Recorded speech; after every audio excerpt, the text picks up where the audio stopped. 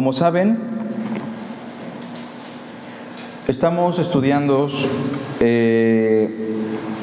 todo lo referente al Sermón del Monte. Para aquellos que nos visitan por primera vez, el Sermón del Monte es el sermón más largo que dio Jesús, al menos el más largo registrado por escrito en los Evangelios. No tiene interrupciones como sí lo tienen algunos otros sermones, y es un sermón muy especial porque tiene como tema central buscar el reino de Dios y su justicia.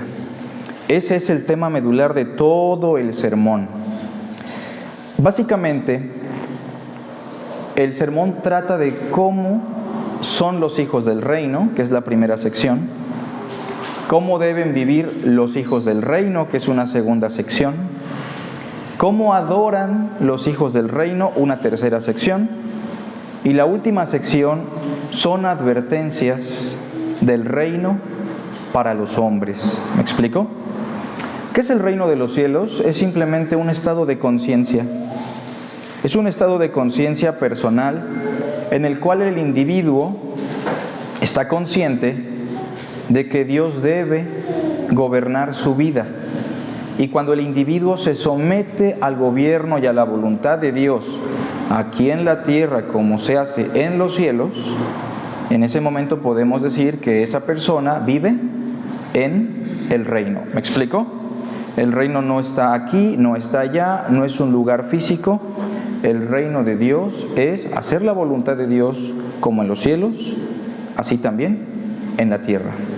Y la justicia del reino es un parámetro de rectitud, es un estándar de justicia que revela el deseo pleno de Dios en cuanto a lo que Él quiere y manda.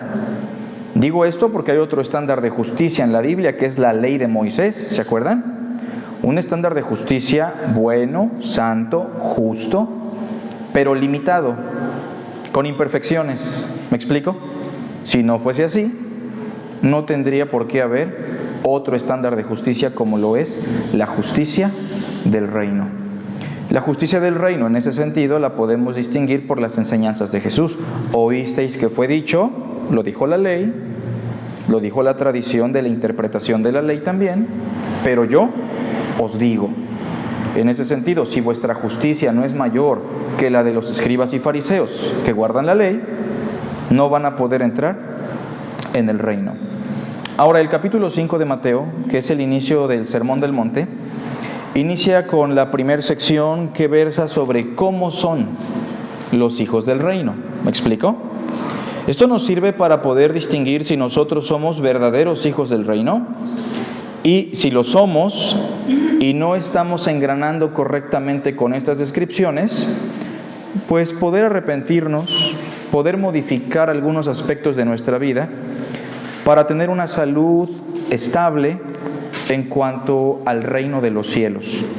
Capítulo 5, viendo la multitud, subió al monte cual Moisés. Se lo agrego porque esa es la analogía. ¿Me explico? Sube no al monte Sinaí, pero sube a la montaña, evocando la imagen del profeta Moisés. Pero en vez de dar 10 mandamientos o 10 palabras, va a dar una serie de bienaventuranzas. ¿Me explico? ¿Qué son las bienaventuranzas? Son bendiciones. ¿Me explico? Son proclamaciones de bendición que regularmente solo podía proclamar un profeta. Los profetas tenían esa autoridad. ¿Proclamaban bendición o proclamaban maldición? ¿Me explico? Y esta es la imagen de un profeta, cual Moisés, que se sube a la montaña y empieza a proclamar bendiciones. Ahora, estas bendiciones, por lo general, son bendiciones que ya estaban prescritas en el Antiguo Testamento. No son bendiciones nuevas realmente, son bendiciones que el pueblo judío esperó por siglos, ya registradas en el profeta Isaías, en algunos salmos. Y cuando Jesús dice, bienaventurados los pobres, por ejemplo, en el verso 3, está citando al profeta Isaías. Y las personas que escuchan la bendición están muy identificadas con lo que eso significa, porque Isaías dijo, yo miraré a aquellos que son pobres de espíritu y que tiemblan a mi palabra. Pero eso era una promesa para el reino mesiánico. Así que cuando Jesús dice, bienaventurados los pobres, no solamente está dando una bendición, también está diciéndoles de manera indirecta, el reino de Dios ya es de ustedes. Y de hecho así lo dice al final, porque de ellos es el reino de los cielos. Bienaventurados los que lloran, es la cita de Isaías capítulo 61, cuando el profeta dijo que habría una gran bendición. Dios ungiría al profeta, el Mesías, el cual iba a quitarle el llanto a los enlutados, ¿se acuerdan? A abrir las prisiones del preso, a liberar a los cautivos, les iba a dar gozo en vez de luto. Y entonces, cuando dice bienaventurados los que lloran, tiene una connotación directa con este pasaje. Y dice el verso 4, ellos van a recibir consolación. Bienaventurados los mansos, una promesa del Salmo 37, porque solo los mansos van a heredar esta tierra como posesión, van a disfrutar de las mejores cosas de esta vida, como lo dice también el mandamiento con promesa, para que seas de larga vida sobre la tierra que el Señor tu Dios te da. Es decir, es una promesa que no solamente trasciende la eternidad, sino que también trastoca las realidades de nuestra temporalidad. Es decir, en esta vida podemos ser prósperos, podemos ser dichosos, felices, vivir con muchos años, ¿me explico? Siempre y cuando estemos en esa categoría, mansos. Bienaventurados los que tienen hambre y sed de justicia, muy probablemente una cita del profeta Isaías, capítulo 55, a todos los hambrientos y sedientos, dice el Señor, vengan a mí, ¿se acuerdan? Isaías capítulo 55, haré con ustedes pacto eterno, las misericordias fieles a David. Y así sucesivamente las bienaventuranzas no están describiendo lo que deberían de ser los hijos del reino, describen lo que son los hijos del reino. ¿Me explico? Abre en el verso 3 diciendo porque de ellos es el reino de los cielos, y cierra en el verso 10 diciendo lo mismo, porque de ellos es el reino de los cielos. Ahora, terminando la sección de las bienaventuranzas, hay una última porción que describe cómo son los hijos del reino. Pero en este caso ya no son bienaventuranzas. Por cierto, las bienaventuranzas están estructuradas de manera vertical, ¿sí lo notan? Y de manera repetitiva. Su estructura es muy poética. Tenemos una figura conocida como anáfora, en donde la repetición vertical lo que está buscando es enfatizar una realidad, y en este caso es el reino y la bendición. Pero el verso 13, 14, 15 y 16, si lo notan con atención, contienen dos enseñanzas importantes. Probablemente en sus Biblias dice la sal de la tierra en el verso 13, y en el verso 14 dice la luz del mundo. ¿Sí lo notan? Noten cómo dice el verso 13, vosotros sois la sal de la tierra. Verso 14, vosotros sois la luz del mundo. Evidentemente ni somos sal ni somos luz, pero lo afirma como si lo fuéramos. Es una figura de comparación que se conoce como metáfora. La metáfora tiene esa peculiaridad que nos compara con algo, pero afirmando que lo somos. ¿Me explico? Como cuando Jesús dijo, yo soy la puerta. ¿Es una puerta? Yo soy el camino. ¿Me explico? Yo soy la vid. Todas estas expresiones que afirman ser algo se conocen como metáforas. Si dijera, vosotros sois como la sal, ¿seguiría siendo una comparación o no? Pero en este caso ya no sería una metáfora, sino un símil, que es una figura todavía más simple. ¿Me explico? Bien, el punto no es tanto eso, sino entender que las dos metáforas, tanto la sal como la tierra, son la síntesis, son el resumen de las bienaventuranzas. ¿Me explico? Todo lo que significa ser bendito o bienaventurado se sintetiza en dos metáforas. Significa ser sal y significa ser luz. En ambos casos, tanto la sal como la luz tienen una cualidad. Son influyentes por naturaleza. ¿Me explico? Un foco en este amplio cuarto, ¿cuánta influencia tiene? Mucha. ¿Me explico? 4 o 5 focos tienen mucha más influencia. Un poco de sal en un bistec de carne, ¿qué tanta influencia tiene? Muchísima influencia, lo podemos notar. Y si nos pasamos de sal, la influencia es demasiada. ¿Me explico? De manera que el día de hoy vamos a hablar de la primera metáfora, que es la sal de la tierra. con un eslogan en particular. La sal de la tierra, Mateo 5:13, una metáfora que describe a los hijos del reino. Incluso le podrían agregar una metáfora que describe la influencia de los hijos del reino. ¿Me explico? No le colocamos la influencia porque por naturaleza se entiende que si somos sal, vamos a influenciar. Vamos a hablar de algunos aspectos importantes de esta metáfora a destacar y yo espero que Dios nos pueda iluminar. Versículo 13. Vosotros sois la sal de la tierra, pero si la sal se desvaneciere, ¿con qué será salada? No sirve más para nada, sino para ser echada fuera y hollada por los hombres. ¿Por qué no usar otros elementos más esenciales para el hombre como el agua, no? ¿Qué es más esencial, la sal o el agua? El agua. Pero se usa la sal y se usa la luz por dos razones. Probablemente porque estos dos elementos eran predominantes en el culto hebreo. La sal se usaba para los sacrificios, para purificar. Con la sal se inauguró el antiguo pacto. Y cuando dice que nosotros somos la sal de la tierra, probablemente se está refiriendo a que somos los miembros de un nuevo pacto. También en el Antiguo Testamento se decía que el pueblo judío, especialmente Jerusalén, iba a ser una lumbrera para las naciones, ¿lo recuerdan? Y ahora que se diga de los hijos del reino, ustedes son la luz del mundo, tiene una referencia muy interesante. Pero enfoquémonos en el verso 13, ¿por qué sal? ¿Por qué se nos compara con la sal a nosotros, los hijos del reino? ¿Alguien quiere participar? Recuerden que es un estudio. ¿Por qué? Somos necesarios en este mundo. ¿Como la sal? ¿Qué tan necesaria es la sal en este mundo, hermanos? ¿Podríamos vivir sin sal o no? Los doctores a veces nos dicen, no, ya ni coma sal. Algunos incluso diríamos, no, yo soy tan sal que hasta salado estoy. Pero ¿qué tan necesaria es la sal? Realmente no tanto.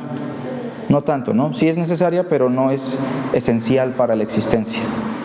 ¿Pero por qué eso nos compara con la sal, hermanos? Por la época no había refrigeración y servía para conservar ciertos alimentos. Para ellos era muy necesario. Una razón tiene que ver con esa utilidad. ¿Se acuerdan que en aquellos días la gente no tenía refrigerador? Y para preservar los alimentos y evitar su descomposición, ¿qué se usaba? La sal, ¿o no? De hecho, a la fecha, algunos marineros, cuando pescan mucho, tienen que salar todo para que no se les eche a perder. ¿Otra razón? ¿Es el valor? El valor.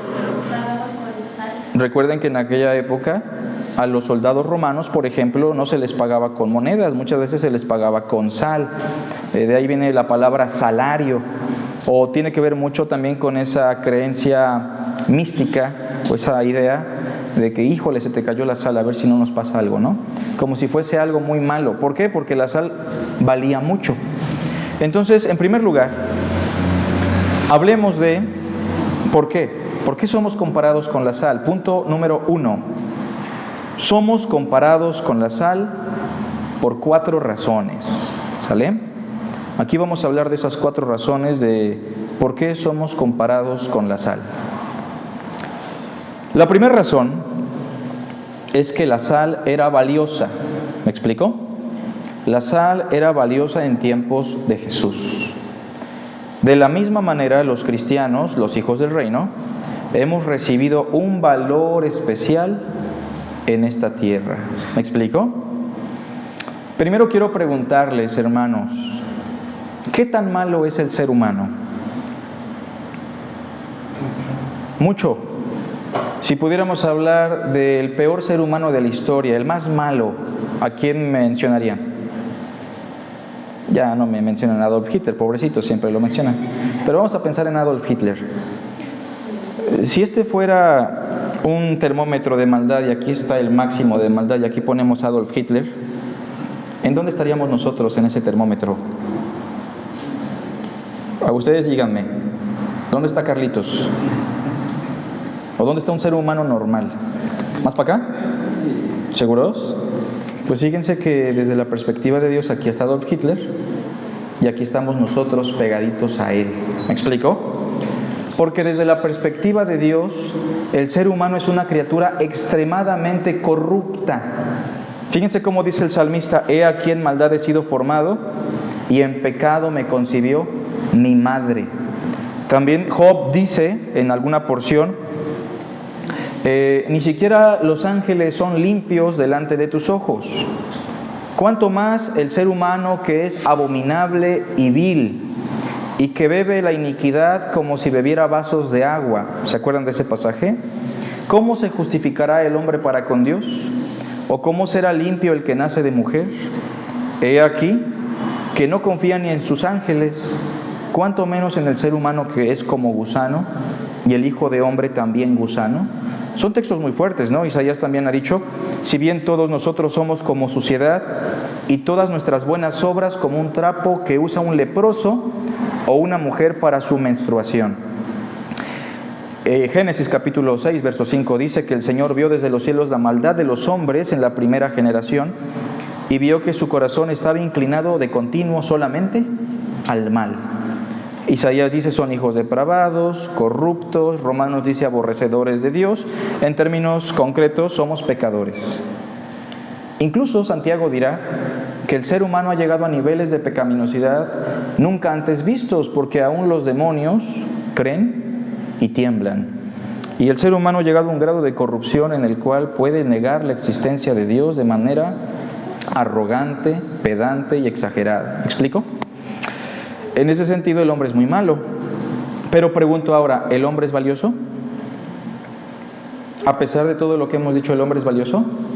¿Y saben cuál es la única razón por que el ser humano es valioso, a pesar de que se destruye a sí mismo, destruye su vida y destruye a otros con su pecado?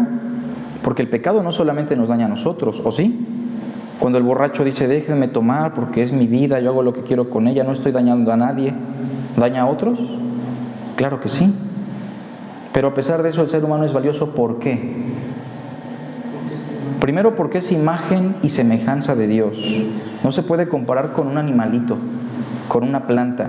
El ser humano es valioso incluso por encima de los ángeles. Esto es muy importante, y por eso Cristo vino al mundo por los hombres y no para redimir a los demonios, porque el ser humano es imagen de Dios. No tenemos la imagen de Dios, somos imagen de Dios. ¿Se entiende la diferencia? No es algo que poseemos, es parte de nuestra naturaleza. Somos imagen y semejanza de Dios. Y esto es muy importante considerarlo, hermanos. Pero a pesar de que somos imagen de Dios, ¿realmente eso nos haría valiosos? ¿O Dios decidió colocarnos valor? ¿Cómo ven? Por ejemplo, hay hijos que son realmente un desastre. Hay hijos que si tú los ves y no son tus hijos, dices: híjole, qué bueno que no me tocaron esos hijos, son terribles. Pero ¿por qué sus padres los siguen amando y los siguen tolerando y les siguen dando lo necesario? ¿Por qué, hermanos? Porque les han asignado un valor especial, ¿o no? No es que lo tengan, sus padres decidieron colocarles un valor. El ser humano es valioso. Ahora, si hablamos de los hijos del reino, somos valiosos aún más, porque Dios nos colocó la dignidad ¿de quién? De su Hijo. Dios nos ha revestido con la justicia de Cristo, y cuando nos ve a nosotros, ¿a quién ve? A Cristo Jesús.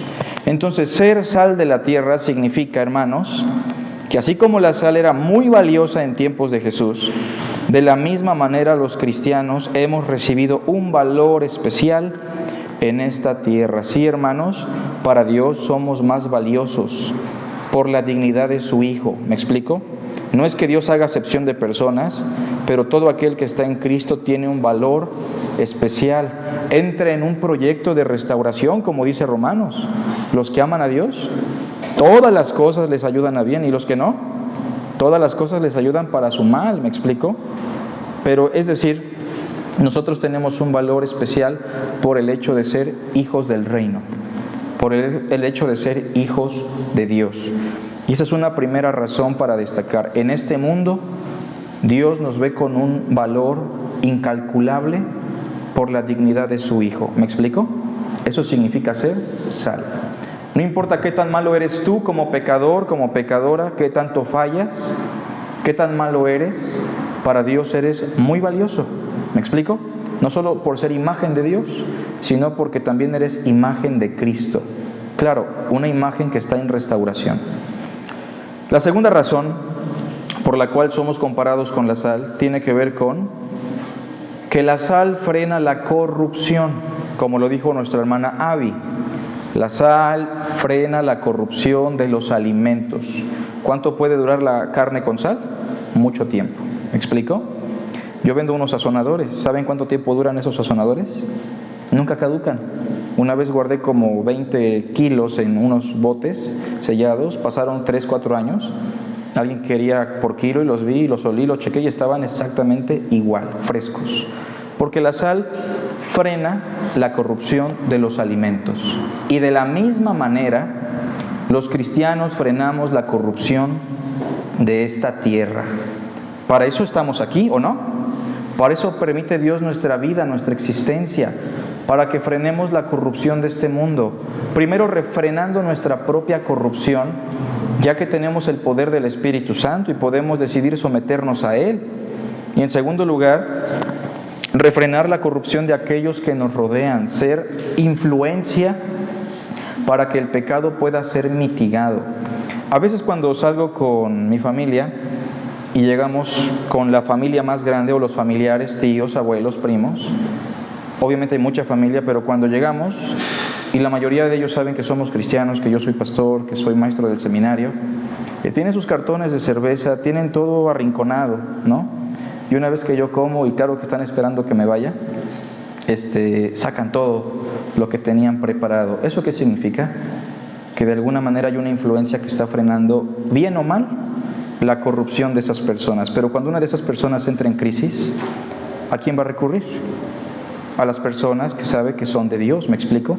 A las personas que sabe que pueden frenar su corrupción, no por ellos mismos, sino por la justicia del reino. Estamos en este mundo para que este mundo sea más cómodo, ¿me explico? Para que este mundo sea más agradable, para que nuestra luz alumbre a los hombres con nuestras buenas obras y así glorifiquen a Dios, hermanos. Para eso estamos aquí. ¿Cuánto frenó Daniel la corrupción del rey Nabucodonosor? Muchísimo, ¿no? ¿Cuánto frenó la presencia de Lot en Sodoma y Gomorra? Un poco. ¿Cuánto frenó la corrupción, la influencia de Pablo en personas del primer siglo? Cristo Jesús, ¿cómo contribuyó en la corrupción de su época? Nosotros somos sal porque de la misma manera que la sal, frenamos la corrupción en esta tierra. Y aquí es donde entra la reflexión. Sí soy valioso para Dios. Eso no nos cuesta reflexionarlo. La pregunta ahora es, ¿qué tanto yo soy un agente para frenar, para desacelerar la corrupción de los que me rodean? ¿Qué tanto se están corrompiendo las personas que me rodean? Mi esposa, mis hijos, mi esposo, explico, mis padres, mis primos, mis tíos, mis suegros, mis compañeros de trabajo, mis compañeros de escuela. ¿Qué tanto yo soy influencia para ellos? Bueno, tal vez una forma de verlo es ¿qué tanto yo estoy frenando su descomposición personal? ¿Me explico? Punto número 3. Tercera razón. Somos comparados con la sal porque no solamente la sal frena la corrupción, sino que mantiene vivos los alimentos, ¿me explico? Los preserva. Es diferente, ¿no? Está estrechamente relacionado, pero una cosa es frenar la corrupción y otra cosa es preservar con vida o con utilidad el alimento. La sal preserva los alimentos y de la misma manera los elegidos, o sea, los hijos del reino, somos la única razón, note eso, somos la única razón por la cual esta tierra no ha llegado a su fin. Dios es misericordioso, hermanos, pero si no hubiese ni un justo en este mundo, ¿cuánto duraría el planeta? ¿Se acuerda de la destrucción de Sodoma y Gomorra? ¿Qué dijo Dios? Abraham intercede. ¿Y qué le dice Dios? ¿Se acuerdan? Si al menos hay 100 justos, no la voy a destruir. Después Abraham dice, no, creo que no hay 100. Bueno, si al menos hay 50, y así se fue, hasta que solamente se dio cuenta que había uno que se llamaba Lot, el justo Lot. Y cuando Dios lo saca de Sodoma y Gomorra, ¿qué pasa? Destruye por completo esa ciudad, esa región. Lo mismo vamos a encontrar en otros pasajes. Acompáñenme por favor a la segunda carta de Pedro. capítulo 3, versículo 9. Creo que se lo saben porque es un texto famoso. El Señor no retrasa su promesa, según algunos lo tienen por tardanza, sino que es paciente para ¿con quién? Para con nosotros, los seres humanos, no queriendo que ninguno. Fíjense, la razón no solamente es el ser humano, es que el ser humano se salve. ¿Me explico? Que los elegidos, que aquellos que van a participar de su gloria alcancen salvación. Es paciente para con nosotros, no queriendo que ninguno perezca, sino que todos procedan al arrepentimiento. Esa es la razón. Otro texto, Apocalipsis 7. Este pasaje realmente es sencillo de comprender, incluso cuando tiene un lenguaje simbólico complejo. Capítulo 7, versículo 1. No se fijen tanto ahorita en la complejidad de los símbolos, voy a tratar de ser muy general. Después de esto vi a 4 ángeles. En la literatura hebrea, el 4 y los números, todos los números tienen un concepto. El 4 regularmente se usaba para hablar de la Tierra, del cosmos. ¿Cuántos elementos hay? Bueno, para nosotros que ya avanzamos mucho en la ciencia, diríamos, bueno, la tabla periódica dice que está el hidrógeno, helio, litio, berilo, y se sigue la tabla, ¿no? Pero en aquellos días solo había 4, y el 4 conformaba el símbolo de la Tierra. ¿Cuántos puntos cardinales? 4. También se habla de los 4 vientos, por eso pongan atención en ese número, verso 1. Después de esto vi a 4 ángeles en pie sobre los 4 ángulos de la tierra, que detenían los 4 vientos de la tierra, para que no soplase viento alguno sobre la tierra, ni sobre el mar, ni sobre ningún árbol. Los vientos aquí son agentes de juicio y destrucción, y los ángeles son como un instrumento que están deteniéndolos, que cuando los sueltan, los vientos destruyen por completo. Verso 2. Vi también a otro ángel que subía de donde sale el sol y tenía el sello del Dios vivo. En el lenguaje apocalíptico, este sello simplemente es el signo de autoridad y de pertenencia de aquellos que están en Cristo. Por ejemplo, todos aquellos que tienen el Espíritu Santo, según Efesios, ¿qué tienen? El sello de Dios. Dice el versículo 2, tenía el sello del Dios vivo y clamó a gran voz a los otros 4 ángeles, a quienes se les había dado el poder para hacer daño a la tierra y al mar. O sea, esos ángeles estaban ahí para destruir. ¿Pero qué les dijo este último ángel? Verso 3, no hagáis daño a la tierra, ni al mar, ni a los árboles. ¿Hasta cuándo? Hasta que hayamos sellado en sus frentes a los siervos de nuestro Dios. En pocas palabras, lo que dice Pedro, Dios no destruye el mundo porque quiere que todos procedan al arrepentimiento. Si este mundo no llega a su fin, es porque nosotros estamos fungiendo como agentes de preservación. ¿Sale? Siguiente aspecto, punto número 4, y con este llegamos al final de este primer eslabón de puntos. Porque la sal le da sabor a los alimentos. Eso es evidente, ¿no? ¿Alguien se ha comido algún pedazo de carne sin sal? ¿Qué tal sabe? Bien feo, ¿no? La sal es esencial para darle sabor, sentido, gusto a los alimentos. Y de la misma manera, los hijos del reino le dan sentido, ¿me explico? Le dan sabor a esta tierra. Tiene un engranaje con todo lo demás, ¿no? Pero hay que mencionarlo porque es una cualidad de la sal. Le da sabor a los alimentos y nosotros le damos sentido a la existencia de esta tierra. Muy bien, regresemos a Mateo 5 y vamos a ver cómo dice el texto. El texto dice, vosotros sois la sal de la tierra, ¿cierto? Mateo 5:13, pero dice después, vosotros sois la sal de la tierra, pero si la sal se desvaneciere, algunas Biblias traducen, pero si la sal pierde su salinidad, o, pero si la sal se hace insípida, ¿con qué puede recobrar su salinidad? ¿Con qué puede ser salada otra vez? Si solamente hay una cosa que sala, ¿y esa cuál es? La sal. No la puedes reemplazar. Eso es otro elemento importante a destacar, que la sal es un elemento único. Ninguna otra cuestión puede salar como la sal. Ahora, el texto dice, ¿con qué será salada si pierde su salinidad, si pierde su influencia? No sirve más para nada, sino para ser echada afuera y hollada por los hombres. Punto número 2. Las razones por las que perdemos nuestra salinidad, es decir, nuestra influencia. Fíjense que hay dos razones fundamentales aquí. En aquella época y en aquella región hay un mar famoso. ¿Alguien lo conoce? El Mar Muerto, que es un mar endorreico, es decir, está cerradito, ahí desemboca el Jordán. Pero ¿por qué se le llama muerto a ese mar? ¿Alguien sabe? Porque no hay vida. ¿Y por qué no hay vida?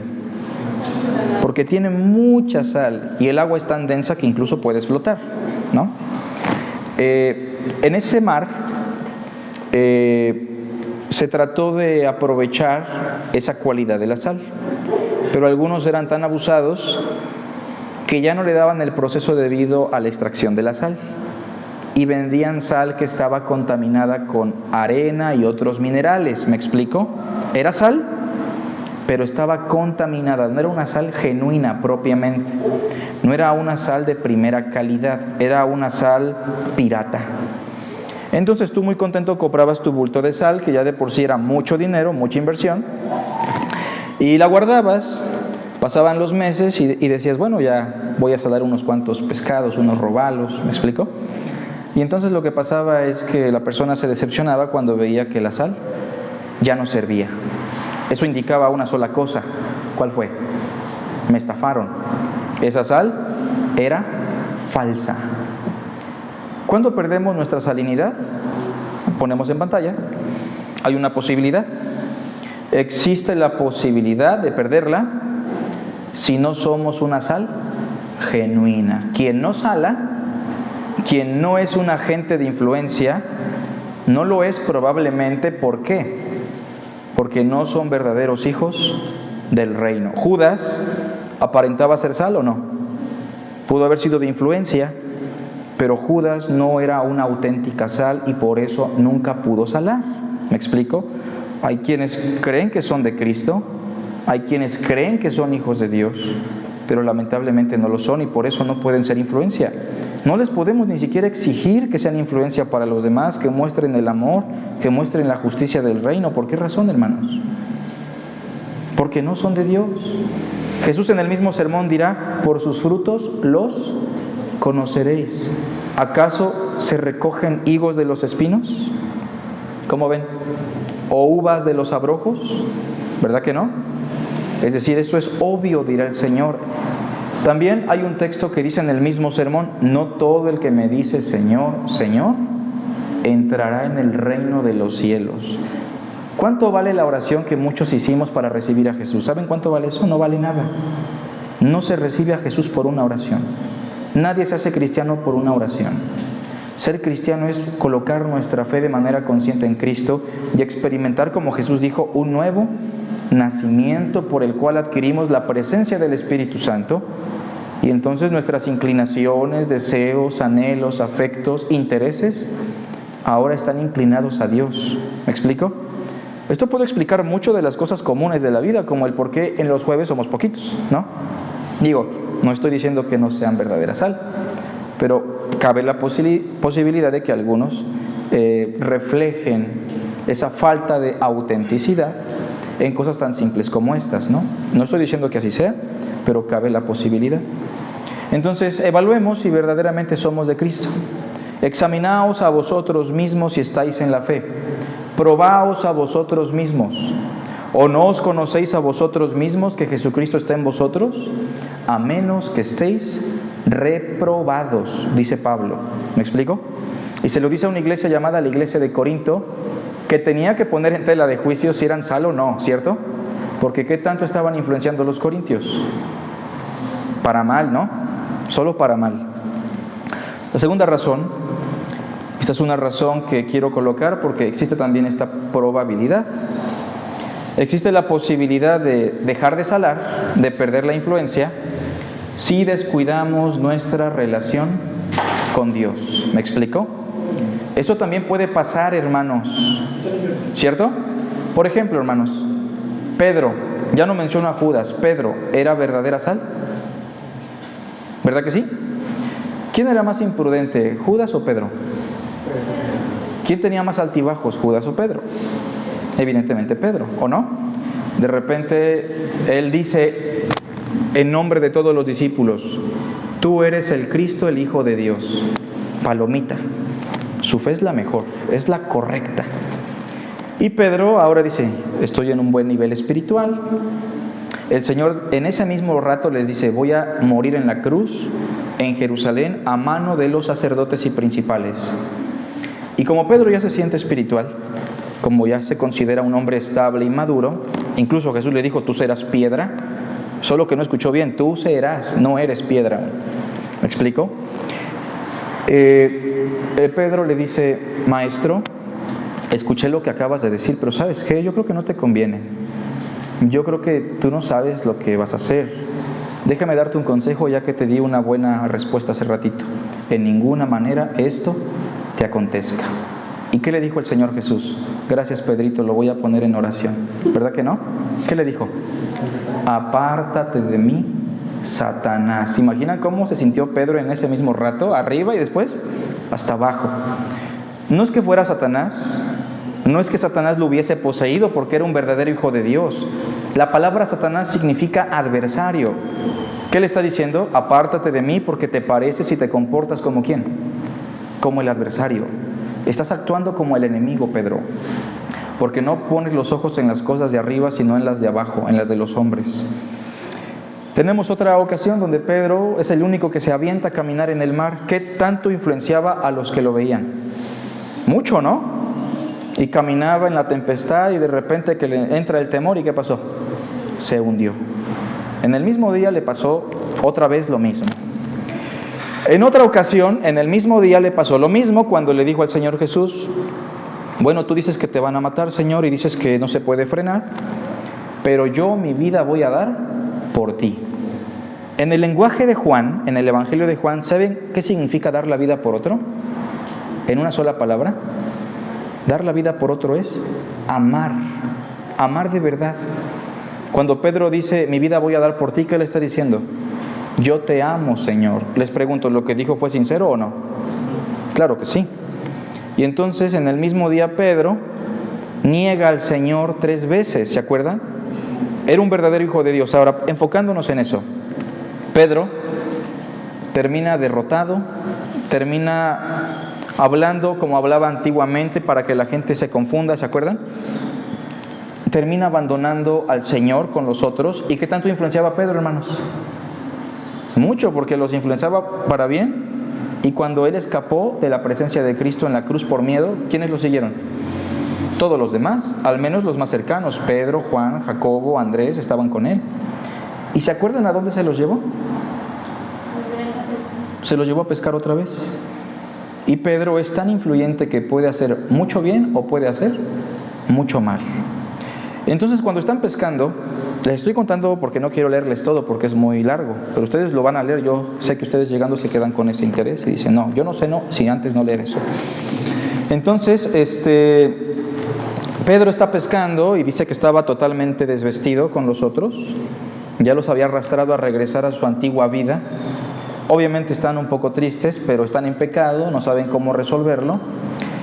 Pero Cristo siempre resuelve la situación de la misma manera como lo hizo al principio. Y cuando están pescando, ellos saltan del barco, nadan a la orilla y ven al Señor que está colocando unos palitos, haciendo una fogata, ¿se acuerdan? Y les dice, ¿tienen algo de comer? Y les dice, hijitos, ¿tienen algo de comer? ¿Qué les está recordando Jesús en ese momento a todos estos pescadores que han regresado atrás? ¿Qué les está recordando? El momento de su llamado, ¿se acuerdan?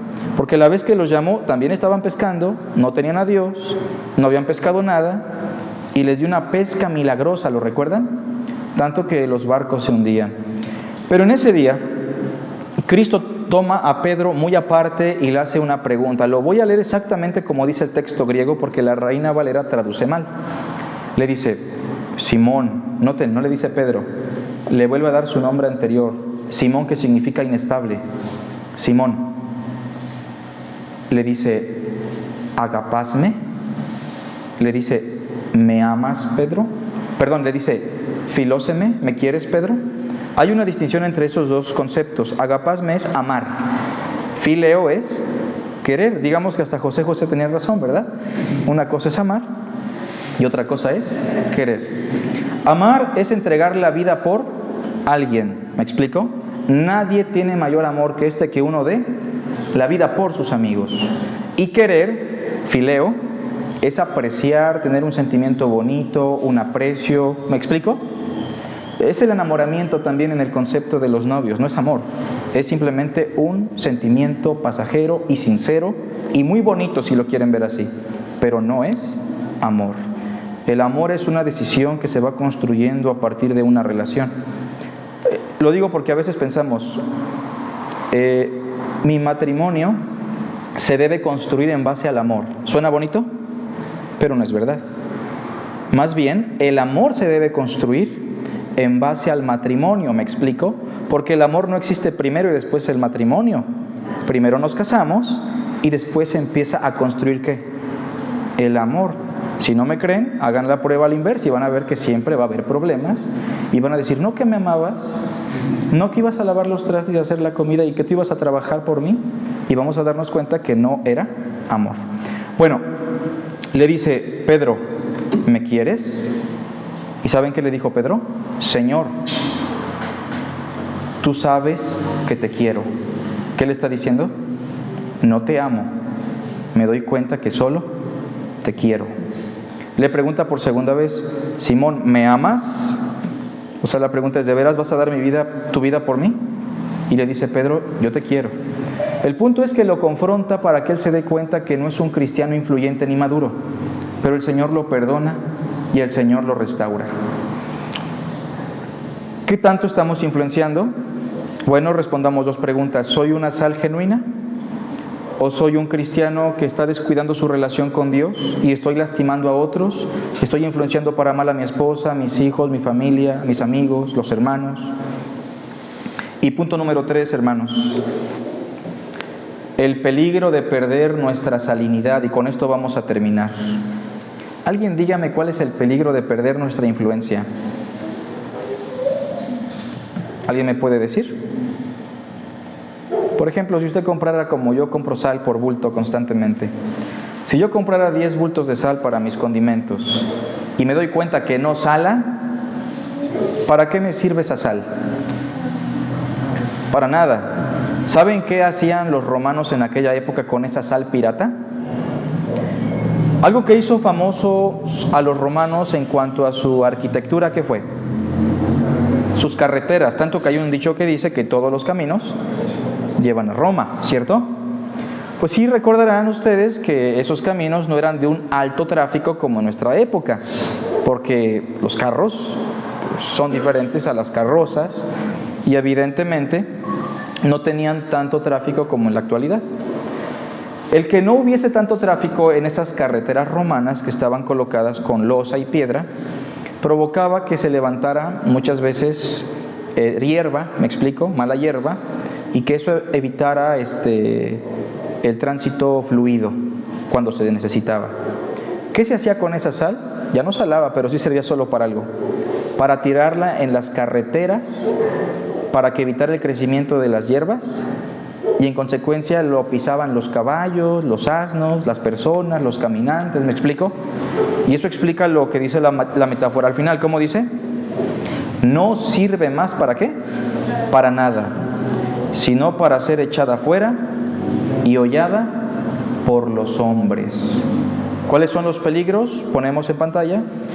En primer lugar, si dejamos de influenciar y no nos interesa influenciar, estamos aferrados a hacer nuestra voluntad y a no influenciar el amor de Dios con el amor de Dios a otros, nos volvemos inútiles para los propósitos de Dios. Sansón ¿debió ser luz para todos o no? ¿Qué tanto pudo influenciar Sansón con la fuerza y las capacidades que Dios le dio?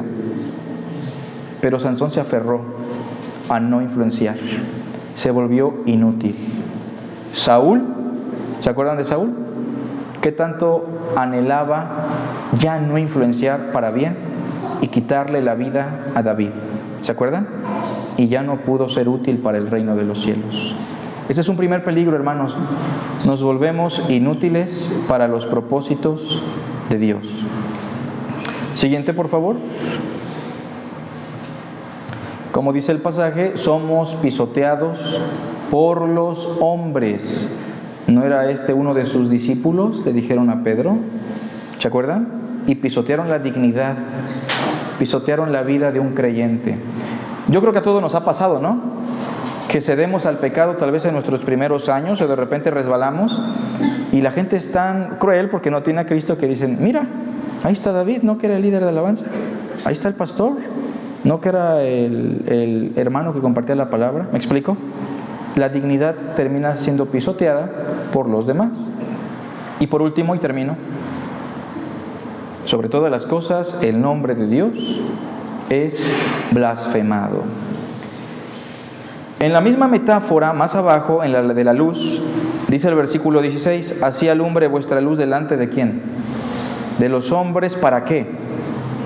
Para que vean vuestras buenas obras y glorifiquen a Dios. Cuando yo decido no ser sal, no ser luz, lo que provoco no es que la gente le dé la gloria a Dios, sino que la gente blasfeme el nombre de Dios.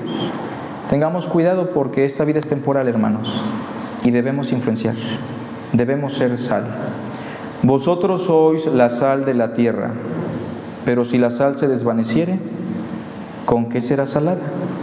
No sirve más para nada, sino para ser echada fuera y hollada por los hombres. ¿Cómo está nuestra influencia? Juan, dijo Jesús, era antorcha que alumbraba. ¿Se acuerdan? ¿Somos antorchas que alumbran? ¿Somos sal? ¿Estamos influenciando?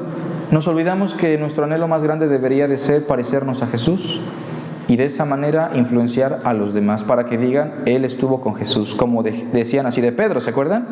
Porque Pedro va a rectificar y ¿qué dirán los sacerdotes? Verdaderamente estos estuvieron con Jesús. Hagamos una breve oración y estamos despedidos. Padre, te damos las gracias por tu santa palabra. Bendice la reflexión de hoy, Señor. Cuida mucho a nuestros visitantes, a tus hijos también, y haz tu perfecta voluntad en nuestras vidas. Llévanos con bien a casa, te lo pedimos en Cristo Jesús. Amén. Que Dios les bendiga.